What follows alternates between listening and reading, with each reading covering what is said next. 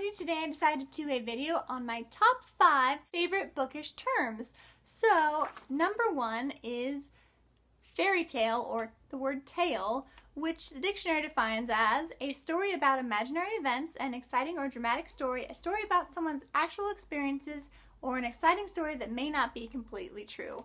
I just love fairy tales in general, and just the word tale in itself just transports me to this like image of knights and castles and just like an interesting collection of characters, and the word tale just is so vivid in my mind that it's just one of my favorite bookish words. A couple examples of fairy tales are the Princess Tales Volumes 1 and 2 by Gail Carson Levine, one of my favorite authors, and they're basically just short story fairy tale retellings about Cinderella and Sleeping Beauty, and I highly suggest checking these out if you enjoy fairy tales because they're fantastic. My second favorite bookish terms I have listed right now are biblio/bibliophile.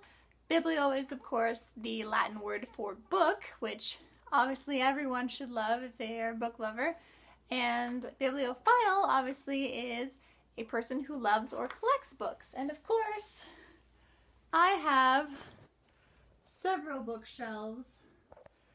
I'm obviously a book lover and collector. The third favorite bookish term I have listed is Deckled Edge, which is the rough, uncut edge of a sheet of paper, and the last several years they've started doing this, or that I've noticed they've started doing this on the edges of some of my favorite books. So this is a book from the Iron Fae series. This is the Iron Trader spin-off series called The Forgotten by Julie Kagawa, and this whole series has deckled edges, which means it's just the pages aren't even and straight. They're kind of got that rough, unfinished looks, and actually I'm a huge fan of it. I think it just makes it look so much more interesting and like old, like the story's been passed down for generations or something, and I think yeah, I really like it. I know some people aren't a fan of deckled edges, but I am, and that is why it is one of my favorite bookish terms.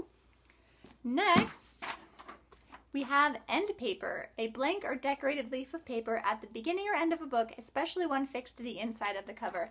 And I have a very strong fondness for end papers. Even though most of the books I get are just the plain black or white ones, I did find one that has pretty cool end papers, and that is The Night Circus by Erin Morgenstern. This is the hardback book, and it has black and white stripes. That's doing trippy things to the camera right now, but it's on both edges. And actually, my favorite end papers that I've seen recently, I don't own this book yet, but it is Fairest by Marissa Meyer. If you haven't seen those end papers, go look them up on Google right now because they will change your end papery love life. I'm telling you right now.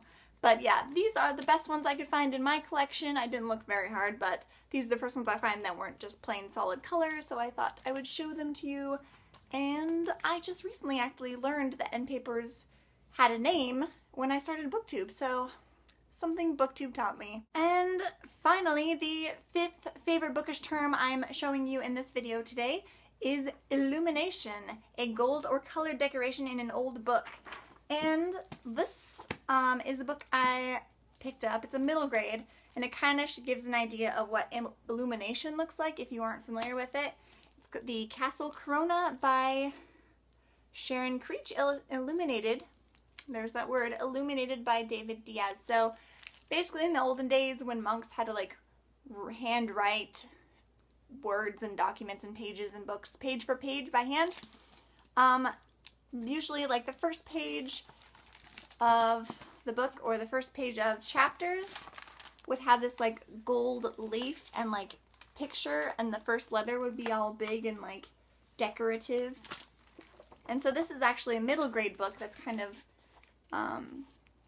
giving a throwback to that kind of artwork that they did back in those days. Obviously this is not real gold leaf, it's just like gold ink, but kind of gives you an idea of what it looks like. The cover is probably the most accurate representation because it actually has some gloss to it, but I just really think illuminations are beautiful, and if you haven't seen like the old classic styles of illumination in text, I highly suggest you also Google image that, because some of them are just so gorgeous, beautiful, and I can understand why they don't do that anymore, because it looked like it took a really long time, but it's gorgeous. A work of art in itself. And those are my top 5 favorite bookish terms, at least for the moment. Let me know down below if you have any favorite bookish terms and what they might be, or a link to your video. I would love to see it. Thank you so much for watching. I'll see you in my next one. Bye-bye.